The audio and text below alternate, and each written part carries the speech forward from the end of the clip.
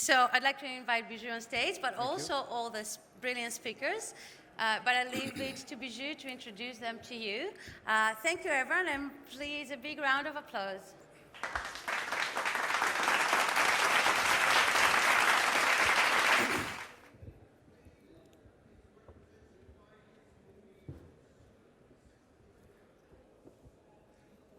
So thank you, Elena.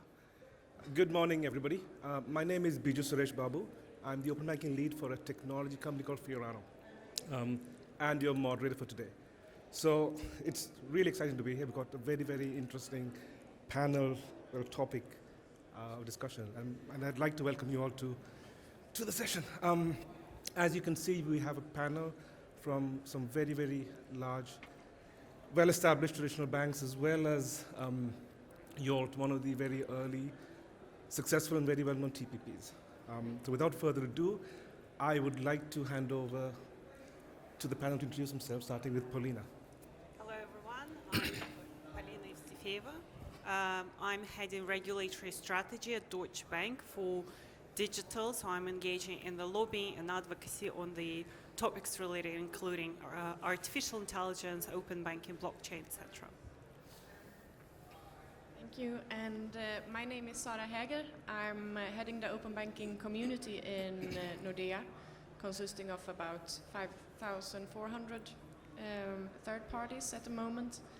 I'm also working in the execution of implementing PSD2 and creating the open APIs, so very deep into the open banking space. I am Søren Andreasen, and I'm Chief Digital Officer at Danske Bank. I'm working here in the UK, where I'm part of the executive team. We are one of the CMA 9 banks, so we have about 2 years of experience with open banking. And of course, we're also doing open banking in Scandinavia, which is our primary markets.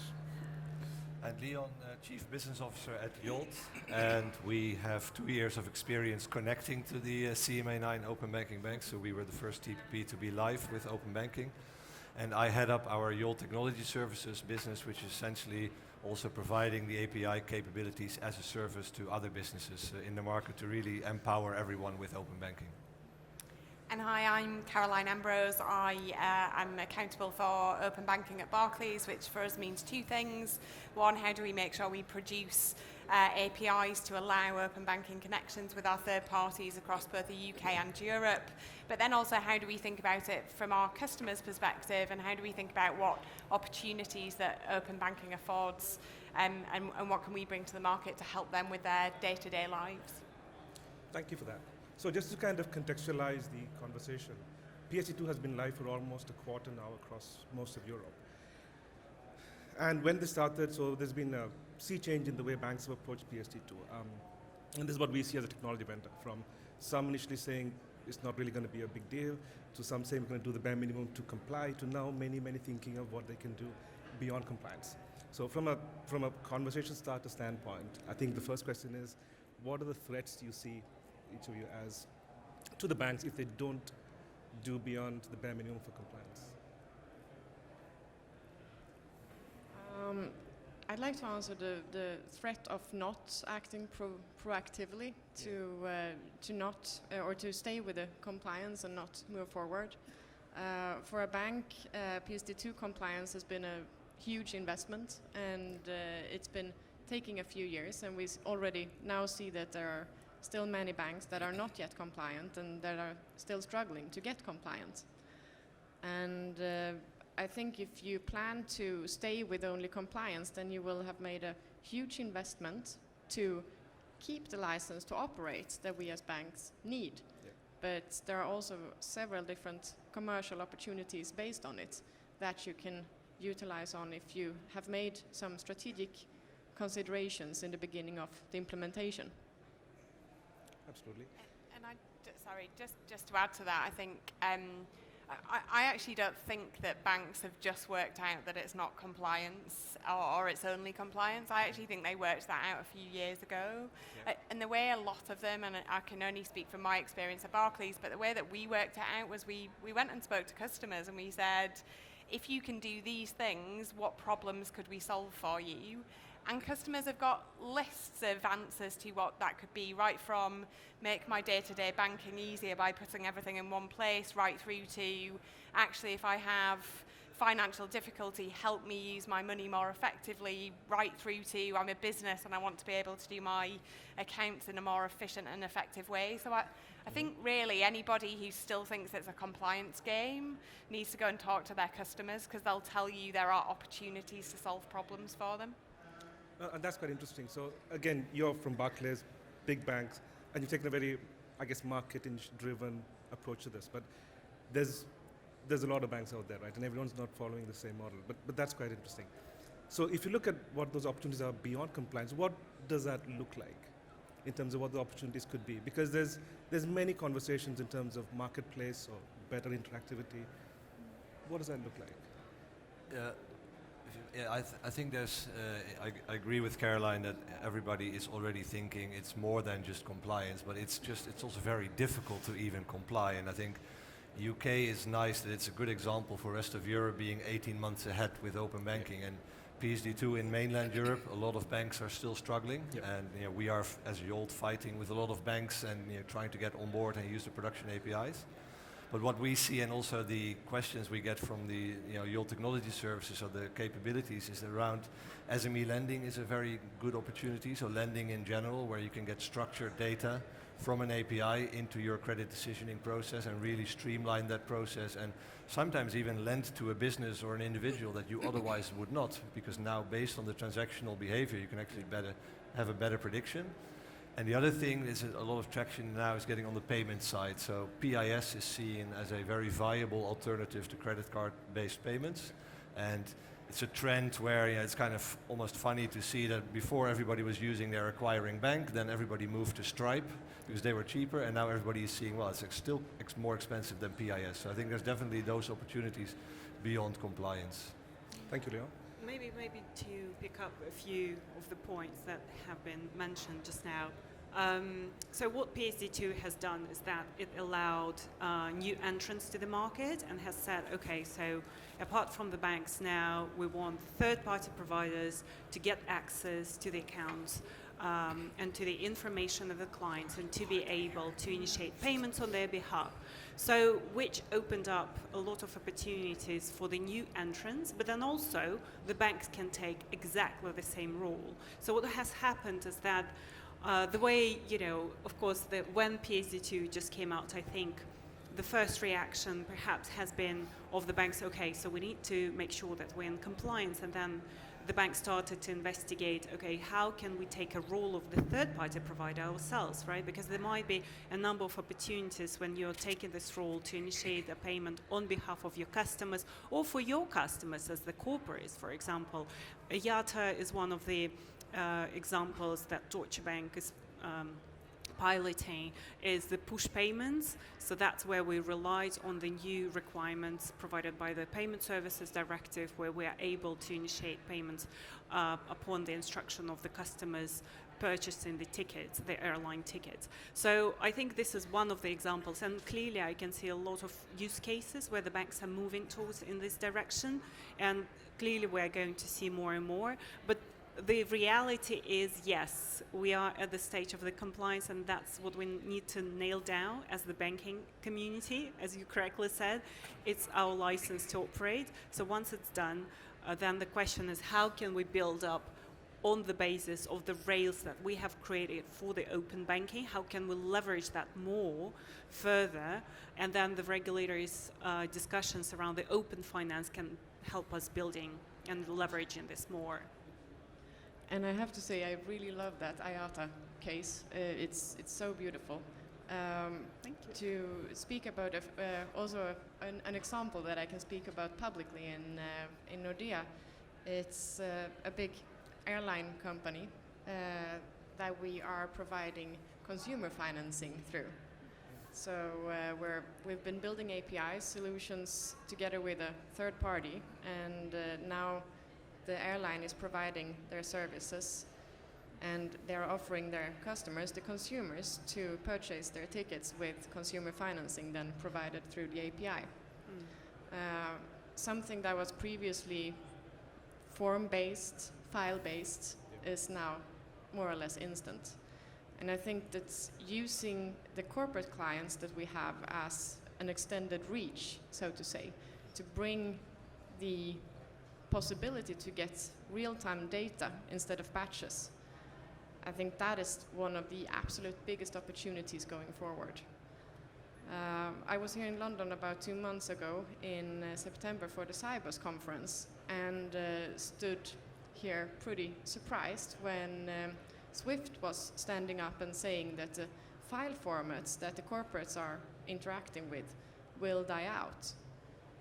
So for those who are in payments, and I'm sorry for stepping into payments, but all the MT940s or MT101s will be removed by APIs instead. And for our corporate treasuries, our corporate clients, that will be a huge technology shift when they're moving from file-based into real-time API-based solutions. I mean, I'm basically comparing this one with moving from sending letters into sending emails instead. Instead of uploading, sending, and then downloading, or sending a letter with going to the postman. Postman is delivering, receiver is receiving. You can get the instant communication with your counterparty. That is, I think, the absolute biggest use case for open banking. I agree. I think I might have a little bit different view on things. I think now we are almost 2 years into open banking, and looking at what is actually enabled by open banking and PSD2, which is actually a quite limited scope, I don't think we've seen any big successes actually. And that's not a hypothesis, that's actually looking at what's happening in the environment around open banking.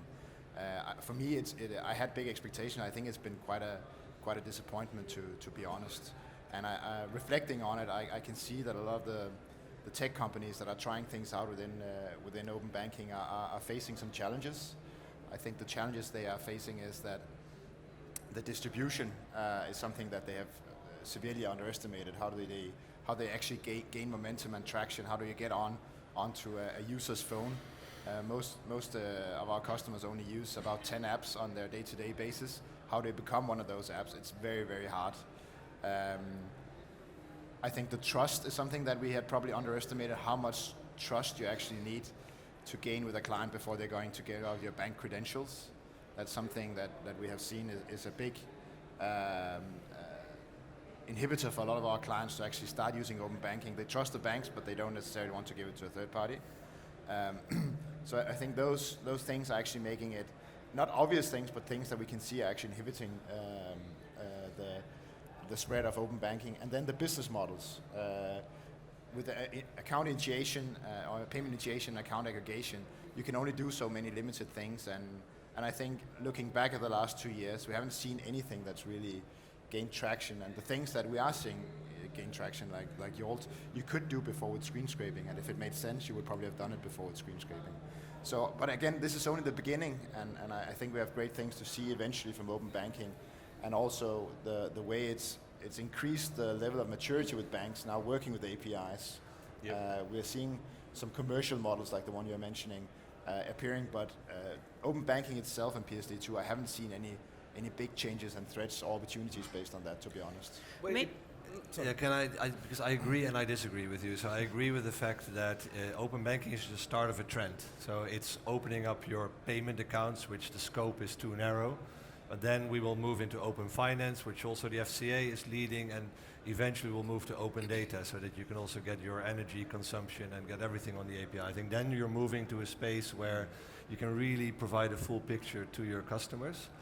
But on the other hand, I do think that there's some traction, and as long as you can really show that you're adding value for the customer, and for example, with the Yolt app, we can really tell users how they're spending their money, how they can save some money on their energy on different things.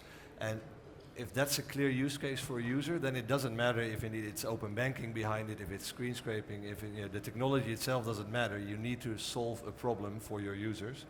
And the APIs are a lot better than screen scraping, but indeed, as long as you can get access to the data and help solve a problem for your customers, that's what it's about. And then this is, to me, start of a trend moving towards opening up. I agree that we are seeing some valuable things for the users.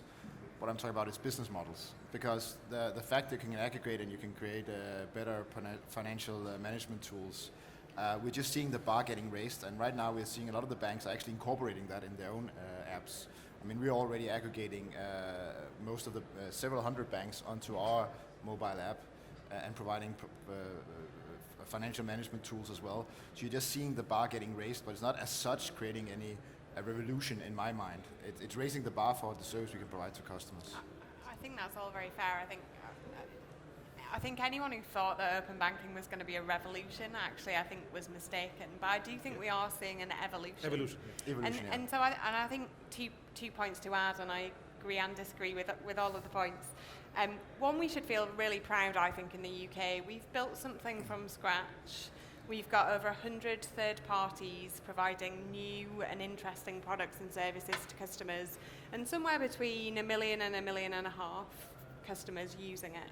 Now it's not enough, it's not big enough, but actually that's pretty good for 1.5 years, 2 years worth of work. Yeah. There's a lot of businesses out there that if they said we managed to go from something that was 0 to having 1.5 million customers using it in 2 years, particularly when it's something that's quite sensitive, like data sharing, actually, I think people would feel like we're doing okay. So I think number one, we should kind of give ourselves a pat on the back, particularly in the UK versus what we see in some of our kind of neighbouring countries across Europe. The second point that I would make is there are some use cases which clearly have value and are the things that people are looking at. The thing that I think is really interesting, and I hope we'll see over the next couple of years, is I really hope we'll see some new true innovation. So PFM is really good for customers, really valuable, but how do we solve problems that we've never solved or never thought about solving? And I think that's where I hope we start to see some innovation over the next kind of year, 18 months. If we stop at just the use cases we envisaged 3 years ago, we haven't done enough for open banking and open finance. But maybe to be a bit of an advocate for the open banking is just to take a step back and just say, okay, the regulatory technical standards on strong customer authentication, secure communication have just come into force, right? So the banks have been working towards making sure they're in compliance for that date, right? So which means that the gates were not open for the third-party providers before, like, for the last 2 months. So, and I think concluding that we have got like success stories, it's a bit too early. However, I would say also there are some interesting statistics I came across recently. FCA has registered just a bit over 100 of third-party providers in the UK. Is it a lot? No. I don't think so, right? So let's see so how to evolve. I would also like to emphasize the fact that we're facing a technology shift here. And when moving into a technology shift, and I'll take the Apple and the iPhone as an example, it took them 10 years to dominate the market with that new technology. And we are right now in our first year. Yeah. So I think we are having way too high expectations on what we are to see in this year and in next year. But we are having way too low expectations on what we will see in 8 years or 9 years. I don't think we're going to recognize banking in 8 or 9 years. I think we're going to face the same kind of change that we've seen in the traveling space, that we've seen in the telecom space in the last few years. It's going to be a change for the banks to adapt to these new business models and to not anymore own and protect the customer's data that we've done since our existence, since we were founded. For the first time, we've always been protecting the money, protecting your money. And now suddenly we are to move into that huge cultural shift of sharing, of opening up. I mean, the cultural mindset shifts that is needed for this, it's a huge thing.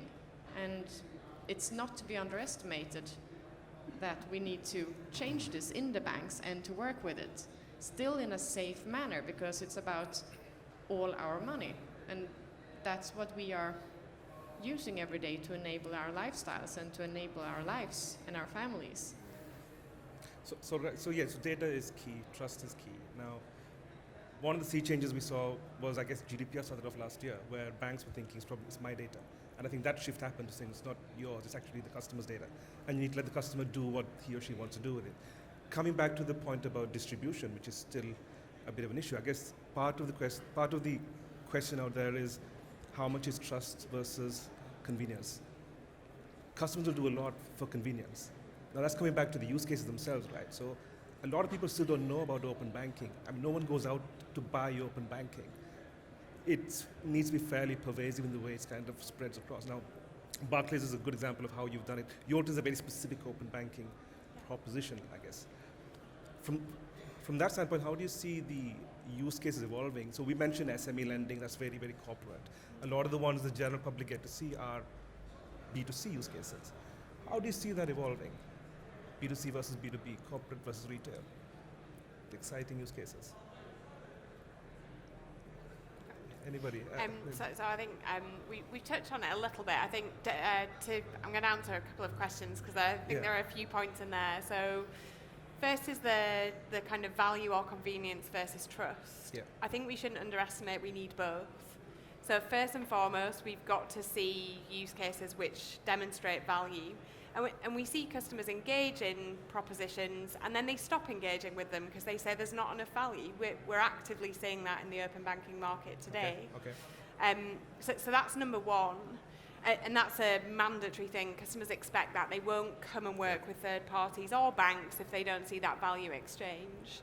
And that value exchange has to become higher, I think, the more you move up the scale of kind of personal consumers like you and I, right through to SME, through to corporates. Yeah.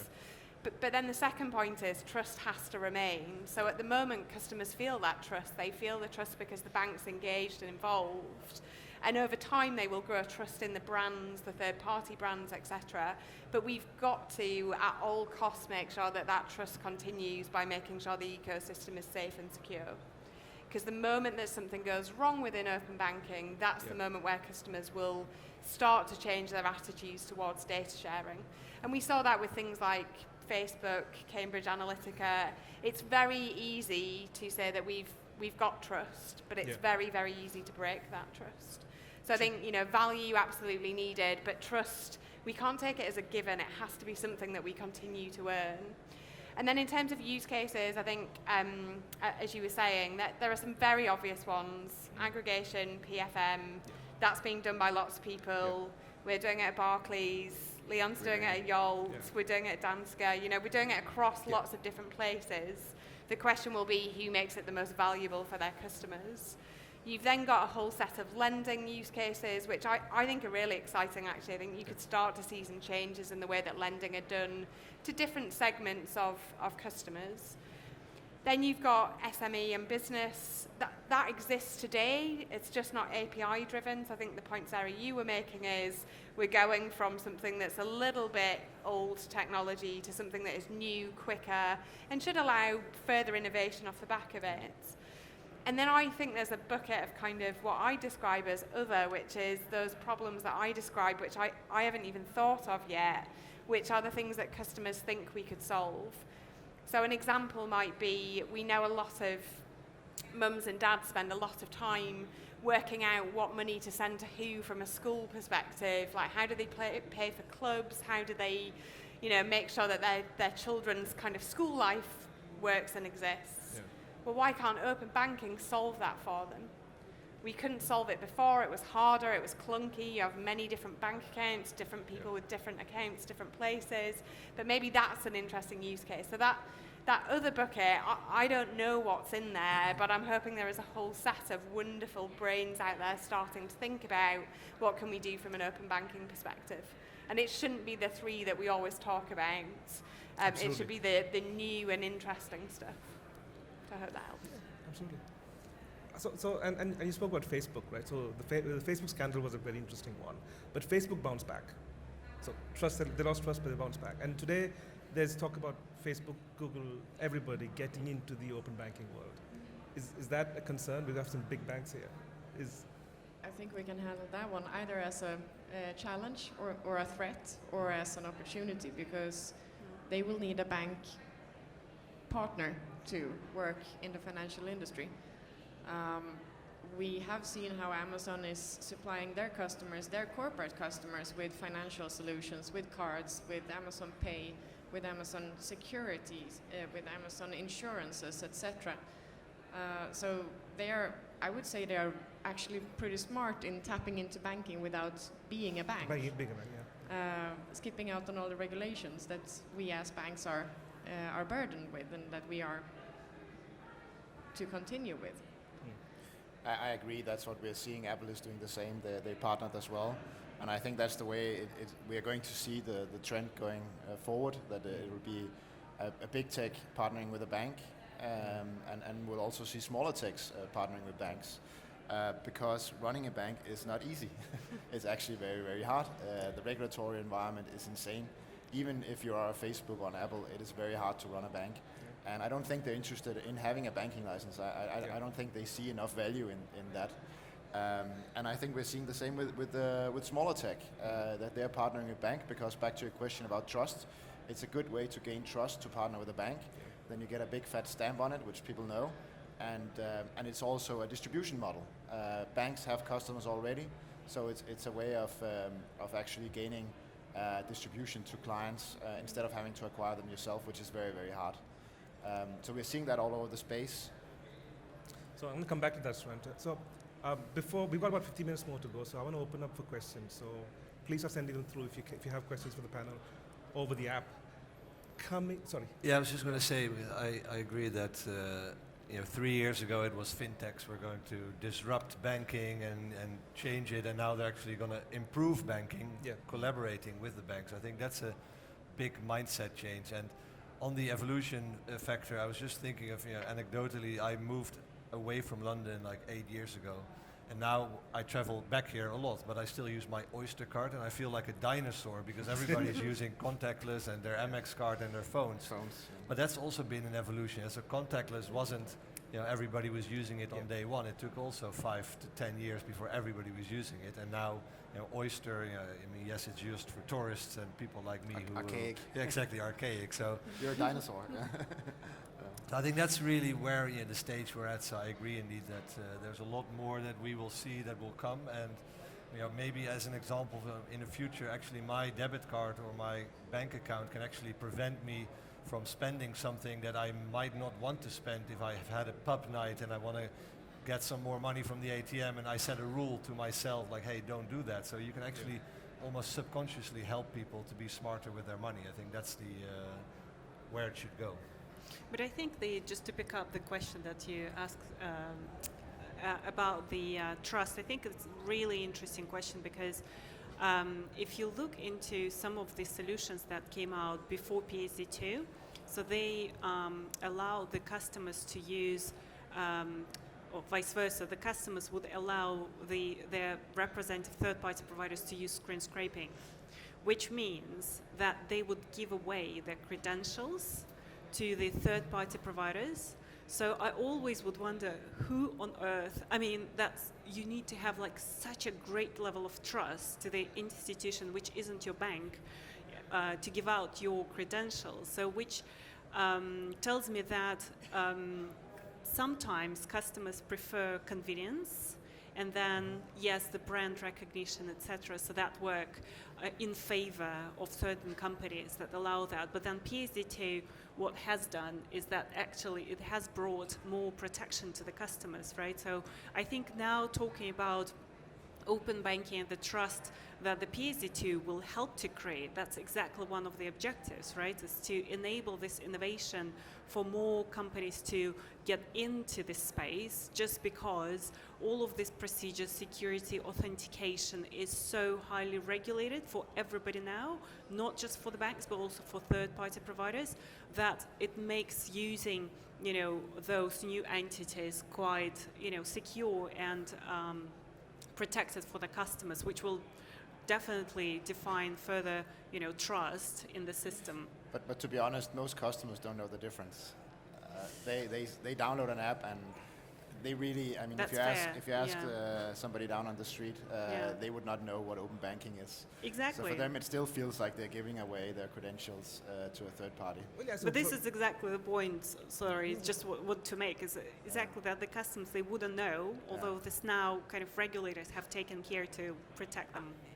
I'm not. They still don't know. I do agree, but if you look at all the research we've done in the last 2 years comparing screen scraping versus APIs, in the API solution, particularly in the UK where we use redirection, the customer tells us that they're more confident because they see the TPP or the third party, and then they see something within the bank, but they don't have to give that third party anything to do with the bank. Versus if you look at the screen scraping solutions, they were typing in, my username and password is X, and actually that is quite an alien concept. So I do agree with you. I think value over trust is the right way to look at it. But I do think we will see more adoption of open banking versus screen scraping because of the fact I don't need to share my credentials. And also being candid, it gives us the opportunity to tell customers don't share credentials because it's one of the biggest things that fraudsters use to be able to take money from customers. Yeah, that's partially true, but also at Yolt we also thought that when we moved from, is this on? No, I don't think so. From screen scraping to the APIs, in the beginning there was a web redirect, right? So people were redirected to the online banking where you then log in with your credentials, username, password. And we actually saw that the difference in the success rate of adding a bank to the application goes was down. not that much higher. Yeah. But now with the app-to-app redirects, now we're seeing like almost an 80 to 90% improvement on that success rate because maybe it's even a higher trust factor, but it's definitely a higher convenience easier as factor well. to add that that bank connection. So And to that point, Leon, it links to the fact that customers in the main, don't use online banking anymore. that's also You know, true, people yeah. are migrating to the app. So the challenge with screen scraping was, barring the credential sharing, which we definitely don't want to be doing, customers don't use online banking anymore. There's a segment of society that does. There's a segment of customers, particularly SME and business, but most customers now want to be on their app. They want to be on their phone. So you're right, as soon as we introduced app to app, that's what saw the takeoff. So it's coming down to the battle of the app essentially, because I guess everyone does aggregation, right? Very straightforward. It's going to come down to, will the banking battles of the future be fought between who has those apps? Because I guess no one's going to keep 10 banking apps on your phone anymore. You can aggregate, you can initiate payments. I think it depends on customer type. So I think for the people like you and me, it will come down to which app gives you the most in terms of your day-to-day management and which then which is the easiest, which adds value to your life. I think if you look in the SME market, actually it's different. Oh yeah. Because then it becomes about who's going to do the best job at managing my cash flow, who's going to make my business accounts the most efficient, who's going to do my tax return for me. Yeah. So I think different segments will want different things, but I do think it comes down to, it's back to the point of what problem do customers want you to solve, and are you solving it and solving it well? Lovely. So I'm going to take some questions now. So one of the first ones we got is, what changes in the skill sets, mindsets, and behaviors in the workforce of banks and fintechs are required to make open banking successful? This is from from the audience. I think one thing for sure is that there's two things. On the one hand, and it was mentioned here, I think as a bank, it's a completely different mindset from securing and sitting like a mother duck on the data of your customers rather than just letting it fly out almost. So that's a bit maybe an analogy. But also the flip side is also, and we see that as well, is that when banks are starting to look at doing the consumption of APIs of others, that's also completely game changer, and you need to think differently because suddenly you're not relying on your own internal processes, but you're reliant on the performance of the API of another, which you cannot guarantee is a 99.99% uptime, for example. And that's also a mindset change that if you do aggregation in your app, for example, your own app, your own part you can control. The external data you cannot control as good. So that's it's almost conflicting mindset that you're reliant on data of others and you need to expose your own data. Together with that, is this mic on? Together with the fact that it takes a long time to build trust with a partner, but it takes only a moment to ruin that trust. It's one action that can ruin that trust. So it's a very cautious way of playing. And I would say that we are in one of the most exciting times in banking right now, because we will see things happening in the market. We will see new formations on the market. We will see new companies on the market. Companies will come and go. Some banks will remain, and some banks may not. But again, now I know I'm repeating myself, but I'm pretty sure that we will not recognize banking in 10 years to what we see today. Absolutely. Sorry, Lena. Yeah, no, maybe to pick up on this point. So, I mean, the banks are now in the position where they have to adjust, right? And then I think that the kind of question of, changing of mindset is in the hands of those who have kind of choice, right? So for the banks, it's not a matter of choice, right? We have to comply. So changing the mindset, it already has been done by the regulators for us. So the regulators have said, now you do it.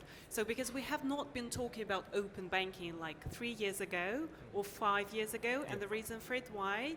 Because there were no mandatory requirements to disclose the data, right? There were no PSD2, there were no open banking in the UK. So now we're talking about it, and the reason for it, because the regulators told us that we have to do it. So I think this is one of the parties, right, to this ecosystem is the banks. The other party is the third-party providers. That's where their mindset will be driven by business opportunities. So they will be thinking, okay, what can I create for myself? What can I create for my customers? And then the third player in this is the user. And that's again coming back to the question of trust from their perspective, right? Whether they're going to trust their services provider or not. So that's up to third-party providers and banks to figure out the best use cases. Lovely, thank you. So I'm going to go on to another question. To the European panelist members, right? Fintech in the UK tends to be, it's one of the top. Fintech in the UK tends to be a bit London obsessed. What can UK fintech learn from European banks or fintechs? Maybe. I think the short answer is that Europe is bigger than UK.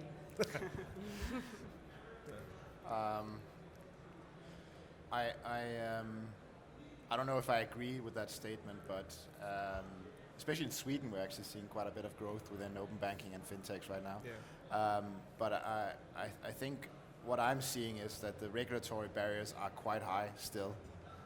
One thing is, yes, we have PSD2 APIs across Europe as well, but banking is still a very different deal in the different countries. The products are very different. Regulation around those products are very different. And society is very different. If you go to Germany, it's still very much a cash-based society. If you go to Sweden, you will find stores that don't accept cash anymore. So Europe is a very different place, but so is the UK, to be honest. London is very different than if you go a bit north. So I think just being aware of what's going on is essential, and I think most of the fintechs are starting to see that now as they grow. They figure out how different it actually is. But I think it would be good to probably validate some of the business cases before they sell their growth potential to their VCs. Yeah. But I think we kind of educate each other, right? So banks are learning from fintechs, the fintechs are learning from banks, and I can see now a lot of partnership and merging in this space. So I think it's a matter of collaboration and what we can do together. I think that would be on the agenda. So great point on education, and we have 2 minutes to go. So I think one last question for the group. So to what extent are the incumbents responsible for customer fears to share credentials and should be pushed to educate customers? Second from top. I know it's difficult to read from where he's sitting, but can you read it again, please? To what extent are the incumbent banks responsible for customer fear to share credentials and should be pushed to educate customers? How much of the responsibility on trust, we come back to SCA and all the things we spoke about, right? So I think it's on all of us to help customers understand how to protect themselves, and not just customers, but our friends and our family. I kind of get marginally irritated by the question because actually, if you look at one of the biggest things that harms customers in the UK today, it's fraud and scams. Yep. And the way that scams are conducted most of the time means that customers are are duped into sharing their credentials. And they're not just the most vulnerable people across society, but a broad spectrum of people. And so I get to the point where I say, actually, it's one of our biggest problems from a banking perspective.